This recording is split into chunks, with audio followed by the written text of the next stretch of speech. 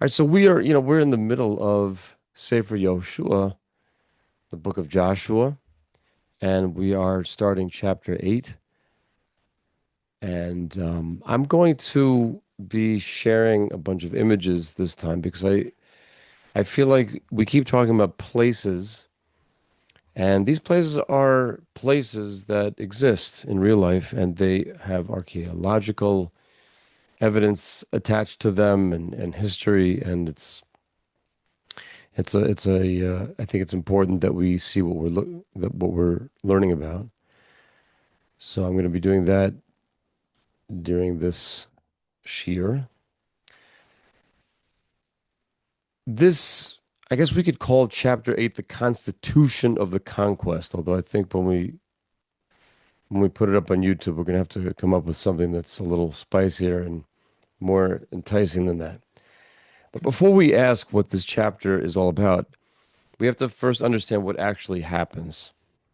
It's a pretty lengthy chapter, and we may continue to do this chapter. I have to see what we covered today, because there's a lot of logistic information, but there's some concepts that I wanted to get across more as an overview.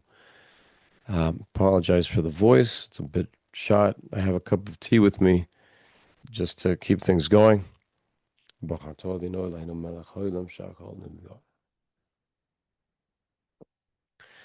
Okay. So this chapter begins with Hashem reassuring Yehoshua, Joshua, after the painful events of chapter 7. He says, "Do not fear and do not be dismayed." But this time, Hashem not only promises victory, he provides an actual battle plan.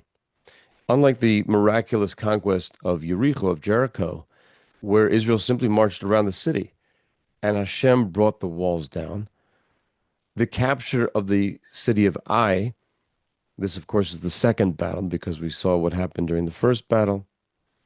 This capture of Ai is accomplished through very careful military strategy. Joshua divides the forces. During the night, he sends a large ambush force to conceal itself west of the city, between Ai and Bethel. I'm going to bring the maps up at some point, and you'll see where I'm talking about. Well, he himself remains with the main body of the army. And in the morning, he approaches Ai openly from the north, deliberately exposing his forces to the defenders. And the king of Ai, remembering the earlier victory, very confidently leads his entire army out in pursuit of Israel. And the text makes a remarkable point. This is verse 17, that there was not a man left in Ai or Beit El who did not go out after Israel.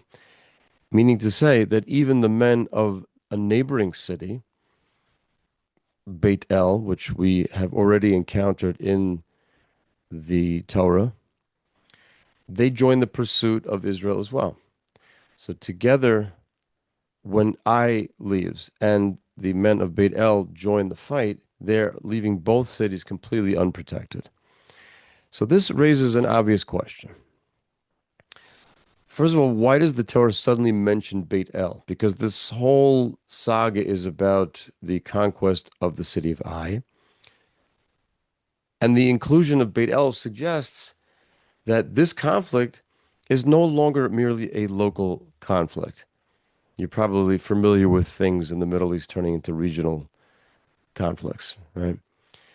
In other words, Israel is now confronting a broader regional alliance, and the victory at Ai is very important because it's going to secure the central mountain corridor and send a message to every Canaanite city that is watching these events unfold.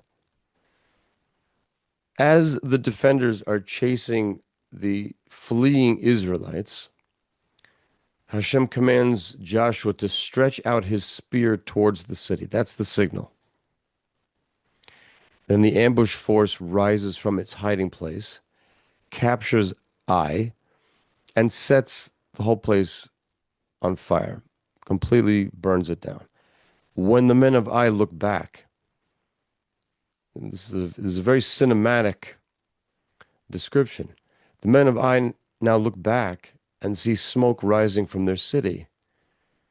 They suddenly realize that they have been trapped between two Israelite forces, meaning to say that the hunters have become the hunted. And this battle ends decisively. Ai is destroyed, its king is captured and executed and buried very publicly. And the city is placed under the cherem, meaning to say that nobody is allowed to live in that city, um, and all of its objects also. Militarily, Israel has not only erased the humiliation of its earlier defeat, where 36 of its men fell, and that was traced back to the sin of Achan that we learned about in chapter 7. And also, they have secured a strategic gateway into the central hill country of Eretz Canaan. Right at this point in time, that is the identity of Eretz Israel. It is the land of Canaan. And this is just like Jericho was a vulnerable penetration point to enter, and that was something that Joshua made sure of by sending the spies through that particular portal. So too does the central mountain range here become a very important strategic conquest. So everything is now prepared for the next stage, which is precisely why what happens next in the chapter is so mind-blowing. Because instead of exploiting the victory and immediately advancing against the remaining Canaanite kings, and we're going to see that in the next chapter, Joshua turns away from the battlefield altogether. He marches the nation north to the city of Shechem, which is between Mount Gerizim and Mount Ebal, in order to build an altar to write the Torah upon the stones and to renew the covenant exactly the way that Moshe Rabbeinu had commanded. And we'll look back at that piece of the Torah as well. And the question is so obvious. Why would a victorious general interrupt a military campaign at precisely the moment when every strategic advantage favors pressing forward with the attack? And that's the question that unlocks the entire chapter. Now, one of the most striking features of this chapter is this sudden change, not the conquest of Ai. If we imagine ourselves as military historians, the narrative is like inexplicable.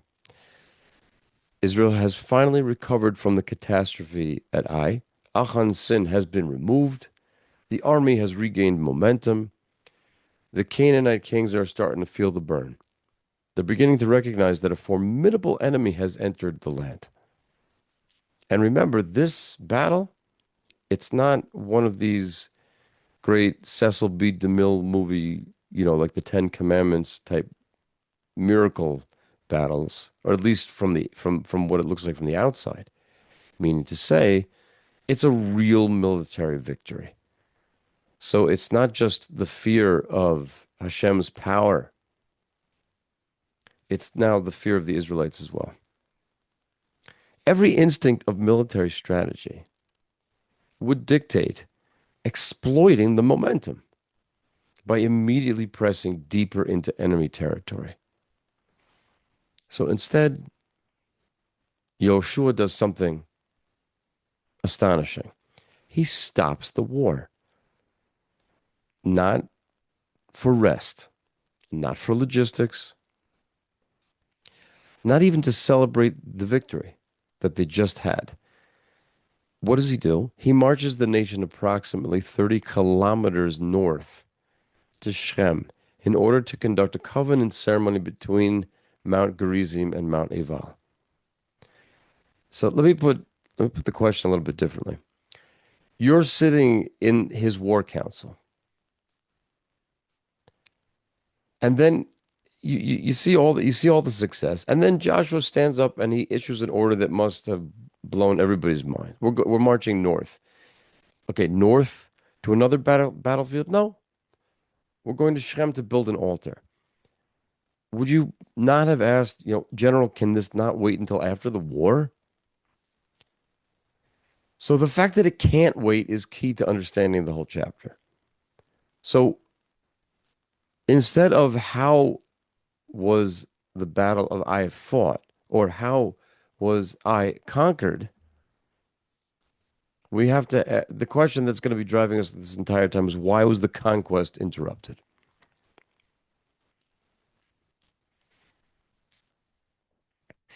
We see that the two events form like a single theological argument. The conquest cannot continue until the nation publicly reaffirms the covenant that gives the conquest its legitimacy, meaning that military victory is not the ultimate goal. It's a means, but the covenant is the goal. Victory, in this case, simply creates the opportunity for the covenant that the Jewish people have with God with regards to this land is in order to shape history. Now, we look at the first verse. It says the following: Vayomer Hashem el Yehoshua. God says to Joshua, Al tira v'al techat. Do not fear, do not be dismayed. Kach imcha et kol am hamilchama. Take with you all the people of war, meaning to say, all of your soldiers, all your fighting men. Vikum alei ha'ai, and rise up upon Ai. Re'enatati biyadcha. I have given it into your hands, not just the city, but et melech ha'ai v'et amo, the king of Ai, and his people, v'et iro, and his city, v'et artso, and his land. Now, notice how dramatically the nation has changed. In chapter 7, one man's hidden act brought defeat upon everyone. The covenant meant no Israelite stood alone. Now the opposite is true. Hashem does not tell Yehoshua to send a small strike force, right? The initial number, I believe, was 12,000. He commands him to take all the people of war. Kol am hamilchama. The same covenant that unites Israel in guilt now unites them in restoration. Before they can stand together at Mount Gerizim and Mount Ebal, they must first learn to fight together again. Meaning to say that the bond of covenant creates a certain corporate responsibility in both directions. It binds the people together, not only in judgment when the people don't do the right thing, but also in redemption.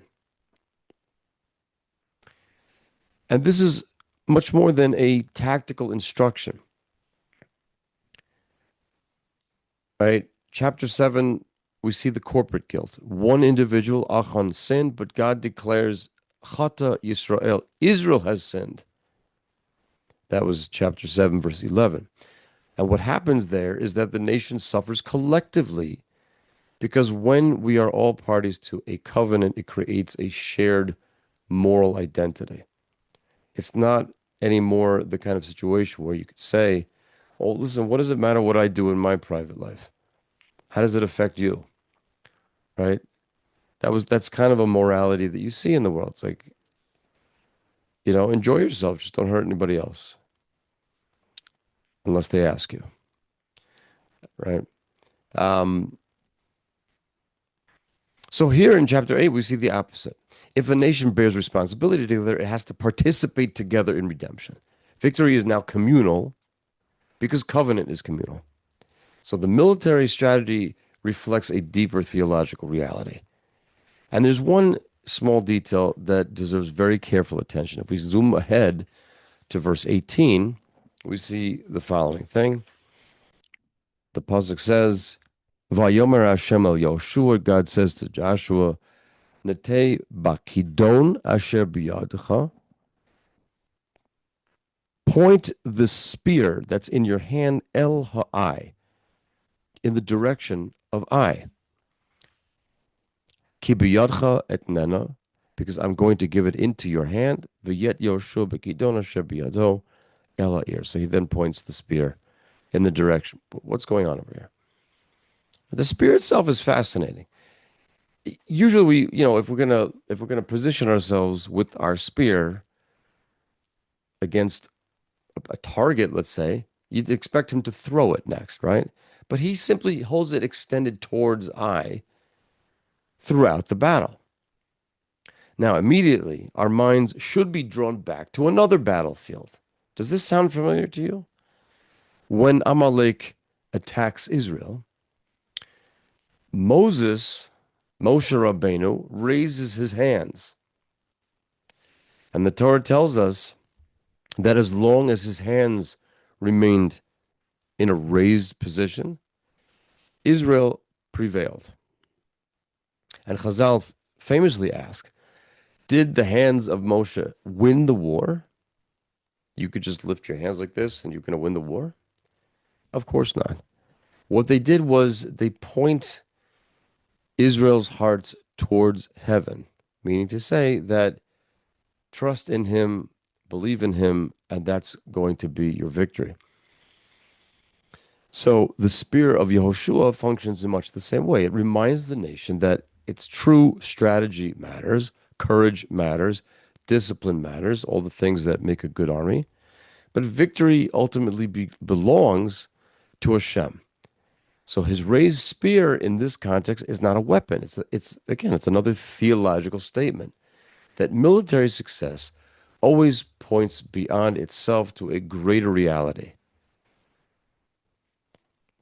Now, let's look at the battle.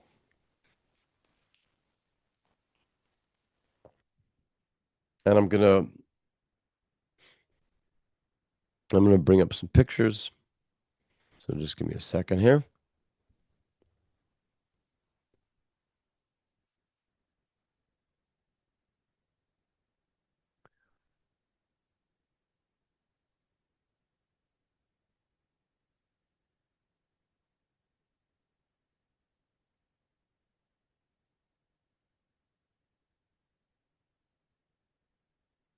Okay, let's take a look here.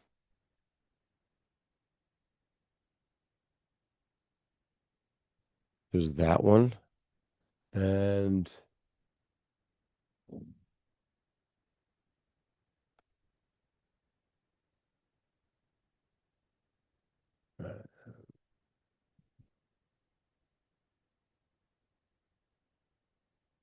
yeah, that one. Okay. Hopefully this will work on Zoom. So let's okay.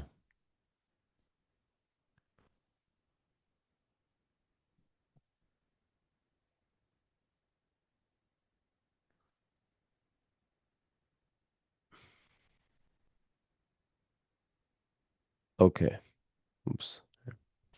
All right. You can all see this. Here's the map. I hope that the place names are. Let me just see if I can zoom this in a little bit. Make this larger.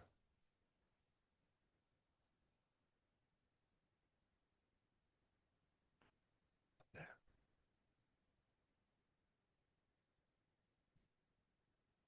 Hang on 1 second here, guys. I'm sorry.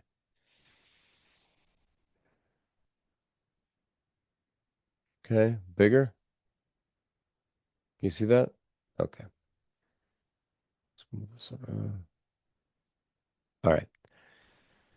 So here we are. Now you could see here. One second.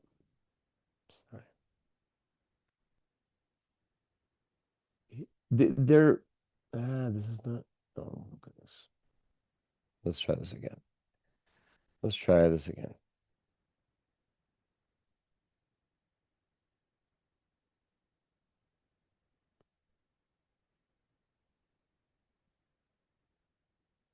Hmm.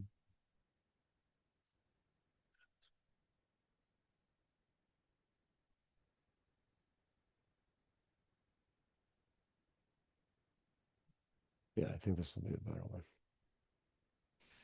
Okay.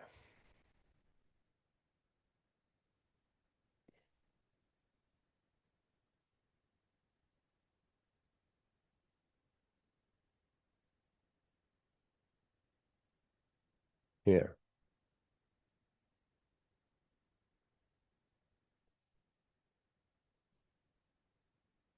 All right. You see this? Here you can see, and what's good about this map is that you have the modern countries' names in the areas so that you can, if you're familiar with the map of the Levant, you can see what's going on here.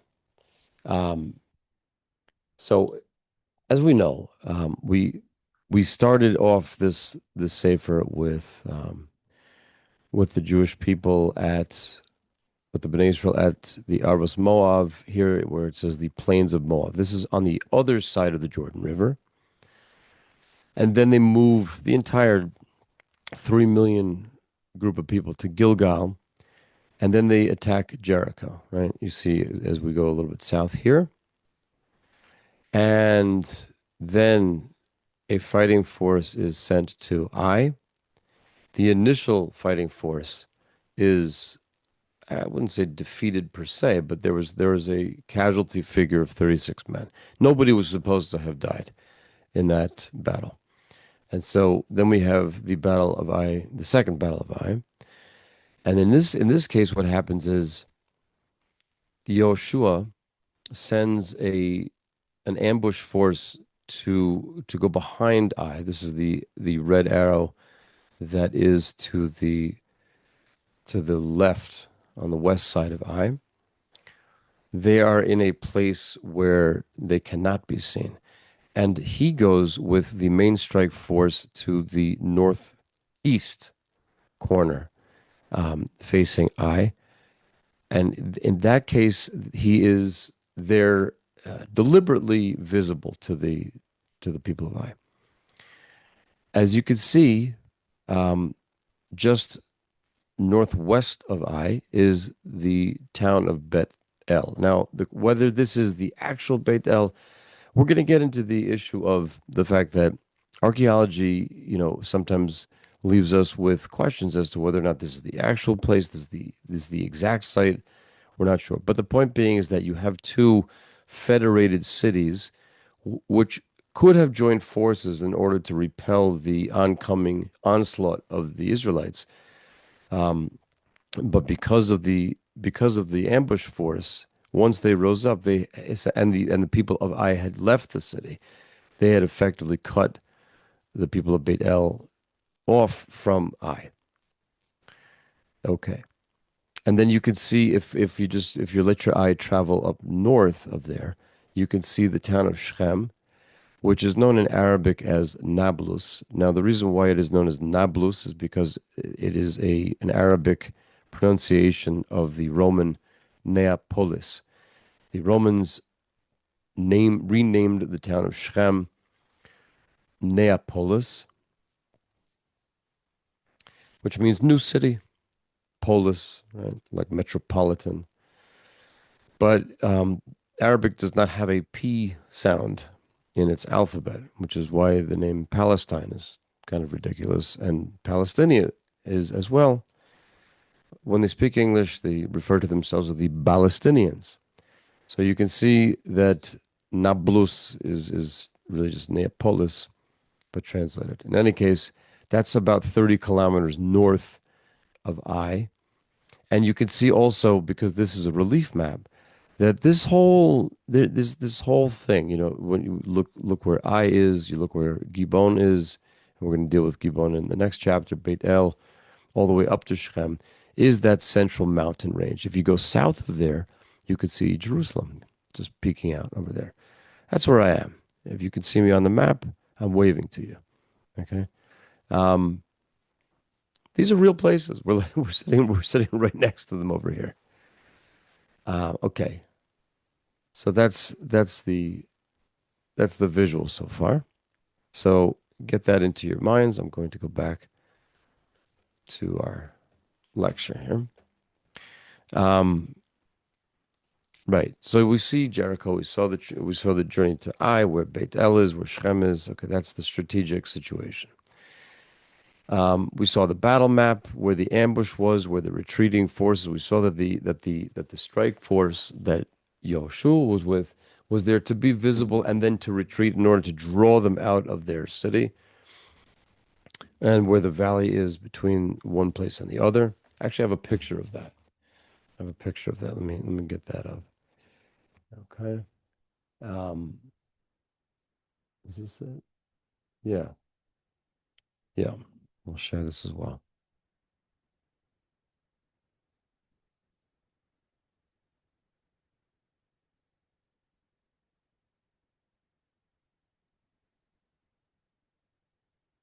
Can you see this, guys? So this is an actual drone picture. Um, the At least one of the opinions of the archaeologists is that Ai is this place which is known in Arabic as Khirbet al-Maqatir. Okay, same place. I'm showing you in a drone photo exactly what I just showed you in the relief map.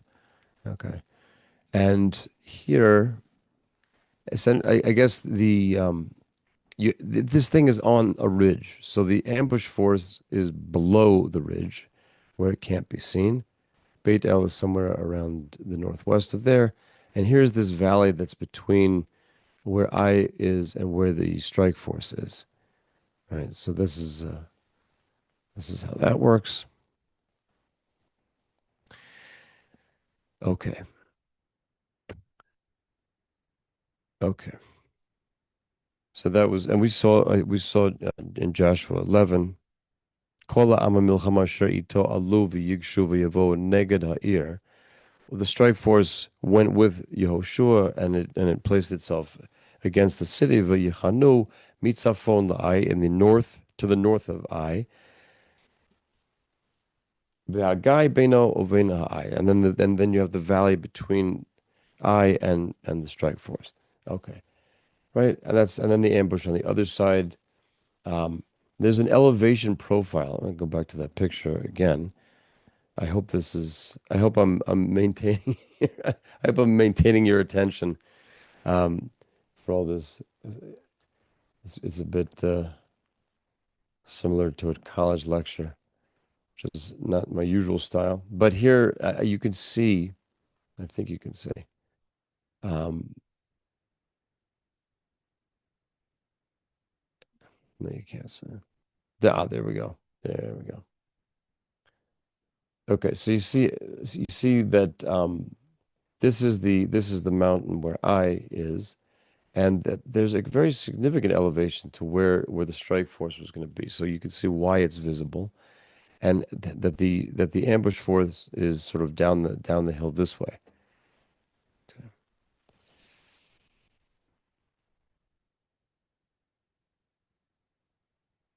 Now, every general in history goes south of where that is, not north to Shechem, right? You go down to Jerusalem, you go down to Hebron, to Lachish, to Eglon, right? Joshua goes the complete opposite direction. Now, that's the greatest surprise in the entire chapter. If you were reading Joshua for the first time, what would you expect? You'd expect another battle, right? You'd expect the southern campaign. Now, we're going to see the southern campaign. That does happen. You'd see more conquest. Instead, the text quietly says, then Joshua built an altar. The war simply stops. Like, imagine the tension. The enemy kings are still out there. Yet, we see that Yehoshua is willing to suspend military operations for what appears to be a religious ceremony. Unless, of course, this ceremony is not an interruption of the conquest at all. And that's the key point. Unless it's the very reason for the conquest. And the most surprising word in the chapter, that might be a word that begins verse 30 at the end. It says, Az yivne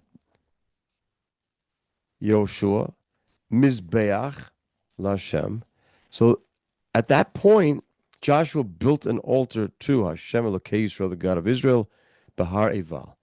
On Har Ebal, as we saw, was north of Ai. Okay? Meaning to say, he did it right then. He did it not eventually, not years later, immediately. Now, we expect the narrative to proceed directly into the southern campaign. No, we're building this altar. What is this all about? What is this all about?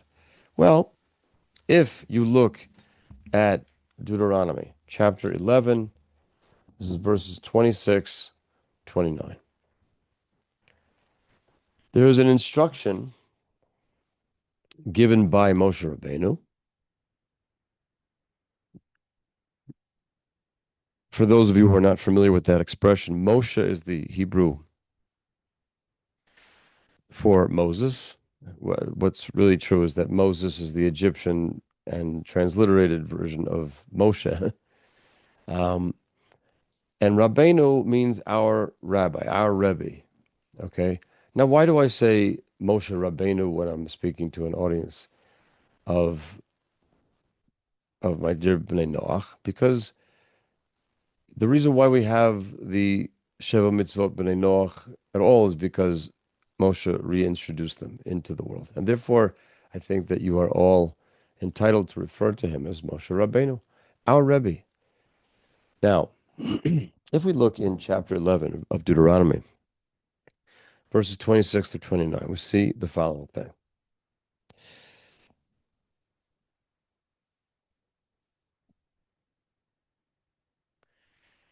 He said, this is the beginning of Parshat Re'eh. Re'eh anochi noten lifnechem hayom baracha uklala.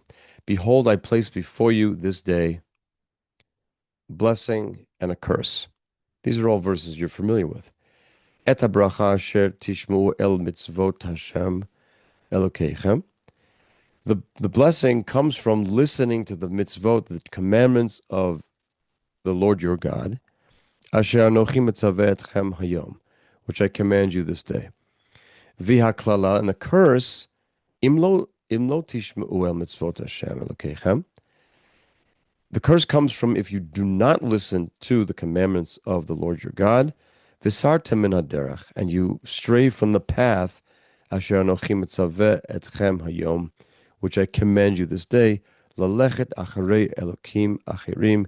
What would that mean, to stray from the path that I'm commanding you this day? It's to go after other gods, asher lo yadatem, which you do not know. Right. So he then tells us, V'haya ki yiviacha Hashem elokecha el haaretz asher ata ba shama l'rishta.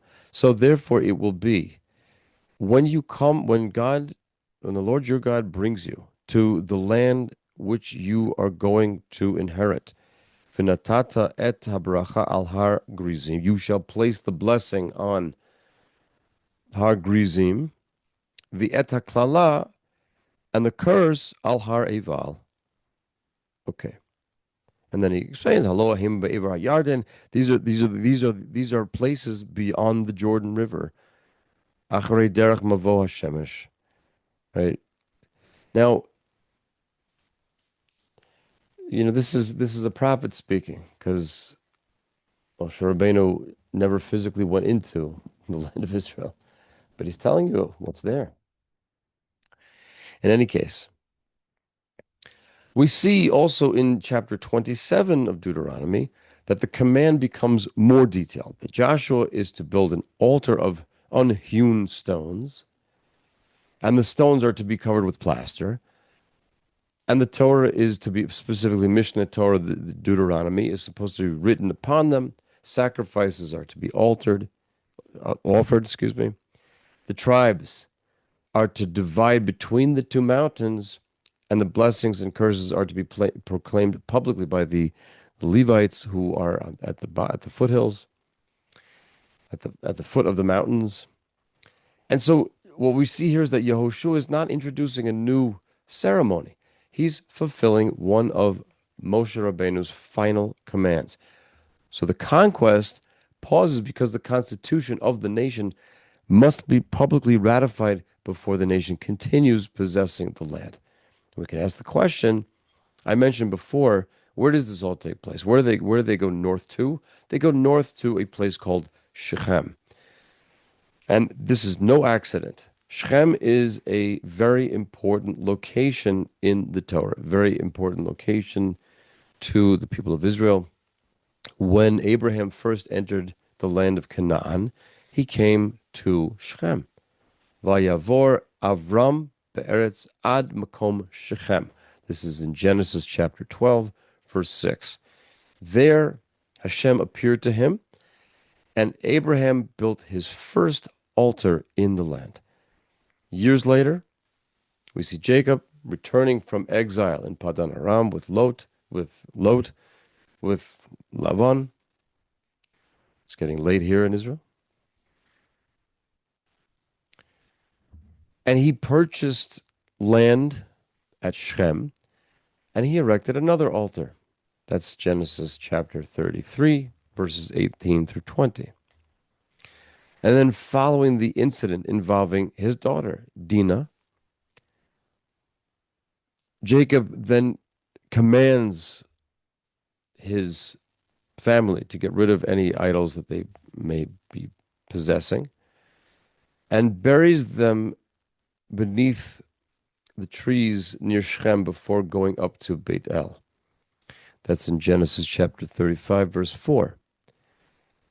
Joseph was sent from Hebron to seek his brothers. Where? At Shechem, which begins the whole chain of events that leads Israel into the Egyptian exile. That's in chapter 37.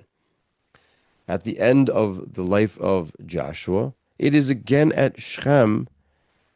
We'll see this in chapter 24, all in good time, that it's again at Shechem that Israel renews its covenant with God. The entire covenantal history of the nation of Israel repeatedly circles back to this place. Shechem becomes the Washington, D.C. of biblical history, the Paris, the London. I can keep going with world capital cities, but we'll be here all night. But basically, the constitutional capital of biblical history is Shechem. Not taking anything away from Jerusalem. Now, standing today, if you go today, I hope you will all come to Eretz Israel to see it, to visit here and to enjoy it. And if you stand between Har Gerizim and Har Ebal today, you will immediately understand why that location is chosen, or why, let's say, it is auspicious for that kind of event. If you've never been there, it's difficult to appreciate how dramatic the setting is. You have two great mountains which rise on either side of a narrow valley, and if you stand between them, you'll understand why Moshe Rabbeinu points to this location. Because the way the land is in and of itself it's like a vast amphitheater. The landscape becomes part of the liturgy. Israel does not merely hear about blessing and curse. It stands physically between these two mountains. And geography becomes theology. Har Gerizim rises to approximately 881 meters above sea level. Har Ebal rises to about 940. And between them lies a relatively narrow valley in which the ancient city of Shechem developed. Modern visitors will routinely notice the remarkable acoustic properties of this location. Voices project naturally across this valley. And although you have scholars that debate how many people could have heard every word of the ceremony, the terrain itself transforms the instructions that we see in Deuteronomy into something that's vivid and very comprehensible. And what I'm trying to get across over here is that the Torah was not delivered in an abstract landscape. It's not just like something that exists out there in theory. The geography of Eretz Israel participates in the theology of the Torah itself. The nation literally stood between blessing and curse. Every Israelite becomes physically located between two possible futures. And that geographic reality remains one of the chapter's most powerful metaphors, that human beings, all of us, always live between Gerizim and Ebal, between blessing and curse. Every decision that we make, any one of us, moves us towards one mountain or the other one. You have to choose the right mountain. Now, in archaeology, it's only deepened our appreciation for the significance of Shechem. The site itself is identified with something that's called Tel Balata, which is located adjacent to the modern city of Nablus. The excavations there began under the German archaeologist Ernst Sellen between the years 1913 and 1914. And then you had much larger excavations, which followed under someone named G. Ernest Wright from 1956 to the early 1970s.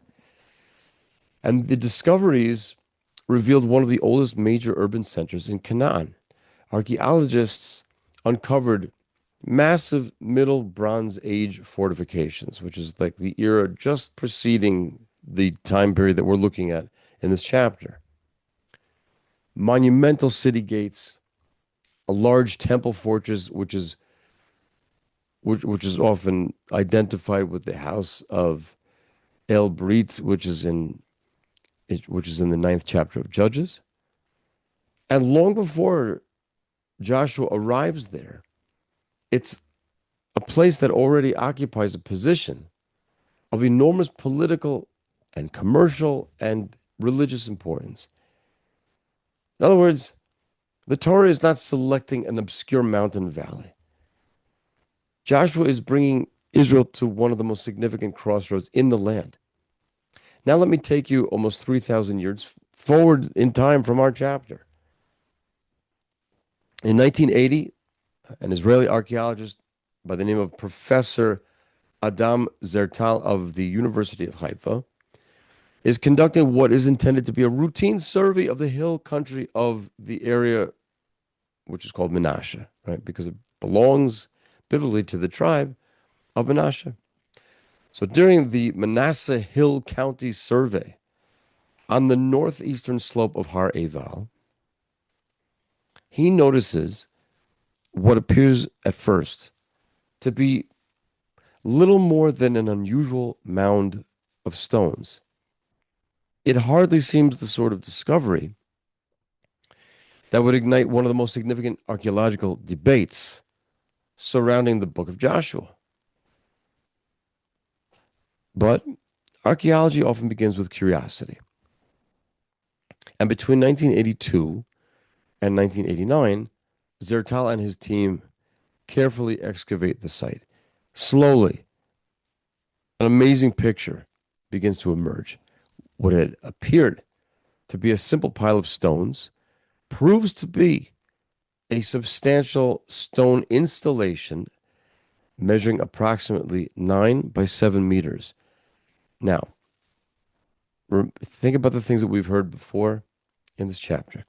This thing is constructed entirely from unhewn field stones. It immediately resists ordinary classification. It's not a farmhouse, clearly. It's not a watchtower. And it's not a domestic dwelling. There's no living quarters. No evidence of any ordinary habitation. And none of the features that you would expect from a typical settlement. So what do we have there instead? Thick deposits of ash, together with thousands of burnt animal bones. And not only that, but these bones belonged almost exclusively to animals permitted for sacrifice according to the Torah. cattle, sheep, goats, deer, no pig bones, no bones from non-kosher species. So, and this installation also has another very remarkable feature, which is that rather than steps leading upward, it incorporated a ramp. Now, you'll probably recall that there is a prohibition to have steps going up to the altar because, the clothing at the time is a long tunic, which if you were to go up large steps, you would essentially expose a part of the body which is inappropriately exposed in such an environment as an altar. And therefore the Torah gives us a commandment to go up to the Mizbeach, to the altar, on a ramp. Right?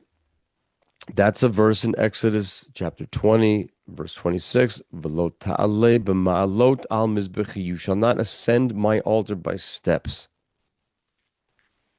The pottery that's from the site dates to the beginning of the Iron Age, which is the 13th to 12th century BCE, depending on which model you adopt. And so all these things together, when you take it together, right, the location on Har Ebal, the dating, the unique architecture, the unhewn stones, the sacrificial remains, the ramp instead of stairs, total absence of any domestic occupation, these features led him to a very bold conclusion, that this thing that he found and excavated was very likely the same altar built by Joshua in fulfillment of Deuteronomy chapter 27, and as we see in our own chapter 8 over here. Now, not everybody agrees. There are other archaeologists who disagree, right? And it's a debate that continues, but it's a debate continues to this day. And archaeology is built on theories, on hypotheses. Very rarely offers us any absolute certainty. But no matter where you stand in that debate, Zertal's discovery accomplished something unbelievable, which is that it transforms Joshua chapter 8 from an abstract biblical narrative to a tangible landscape that can still be visited today. Come on over, everybody. Suddenly, this whole covenantal ceremony between Har Gerizim and Har Ebal, they're not merely words on a page. This is something that unfolds on real mountains, amongst real stones, in a real place where history can still be explored. And we don't rely on archaeology to prove the biblical text. We believe what the Torah tells us. But it is important when we can see that the physical texture of the world in which the Torah reveals itself is restored. It reminds us that this connection between us and Hashem is not an idea. It's something that comes about in history. Okay. Now, we also saw in Deuteronomy 27 that large stones be coated with plaster and inscribed with the Torah. We have not discovered those, right? And the absence of that would not surprise anybody, because plaster, when it's exposed to weather for more than 3,000 years, would deteriorate rapidly. So the central point is not whether the stones survive. It's that Israel's first national monument within the land was not a palace or a fortress. It wasn't a royal inscription celebrating some type of military triumph. It was the Torah itself, meaning that the nation of Israel's first monument proclaims law before it proclaims power. Okay, so now we can understand the interruption. Why did we stop after the war at Ai, at the battle at Ai? Well, because military success alone doesn't legitimize possession of the land. There are going to be, throughout history from this time onward, as that we're discussing, many different conquests of the land of Israel by many different nations, empires. But the conquest itself is not what legitimizes possession. It has to be covenant. Every ancient empire claimed their territory through strength. Egypt did that, Assyria did that, Babylon, Greece, Rome, and other empires. But the biblical vision is completely different. Israel does not possess this land because it is strongest, or because it conquered the land at one point in history, or because there's an ancestral promise here. It possesses the land on condition that it accepts publicly the moral obligations of the covenant that binds it to that land. Power is placed under Torah. That's the supreme value. So the conquest becomes constitutional before it becomes political. Okay? Every civilization eventually confronts the same question. What gives our political power moral legitimacy? Is it military victory? Is it popular vote? Ethnicity? Economic dominance? The Torah has a very unique answer to that question. It's legitimate only when it is subordinated to transcendent moral law. Every society stands between Gerizim and Ebal. Every generation has to decide whether blessing or curse will define its future. And so the physical landscape of Sefer Yehoshua, the book of Joshua, becomes an enduring map of the human condition. And this is why Joshua chapter 8 speaks very far beyond just ancient Israel. Every civilization eventually wins something. Nations will win their independence. Political movements win elections. Companies sometimes will dominate their markets, right? Individuals can rise to wealth and influence. And the temptation is always the same, which is to assume that success itself proves righteousness. Sefer Yehoshua tells us the complete opposite, that before you continue in your conquest, stop. Renew your covenant. Ask again what your power is for. Contemplate that. Every human being lives, spiritually speaking, between Mount Gerizim and Mount Ebal. Every day, we choose whether our victories will become blessings or curses. And that's why Joshua interrupts the conquest. It's not really an interrupt at all. It's the mission itself. It's not about winning a battle. It's about defining the meaning of victory. What does it mean for us now that we've won?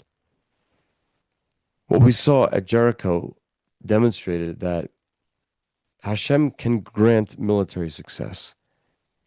What we see in the first battle of Ai is that failure to uphold the moral obligation can reverse that success. And then we have Har Gerizim and Har Ebal, which give us the final lesson in this whole picture here. That victory alone doesn't justify possession, but covenant justifies possession. Joshua doesn't interrupt the conquest for a religious ceremony, but because the ceremony itself is the true purpose of the conquest. Without that covenant, Israel would simply become another conquering empire. What is the unique point here? It's that covenant. With the covenant, then history itself is transformed into a moral vocation. That's why the army stops marching. Because before Israel can inherit the land, it has to remember what this land is for.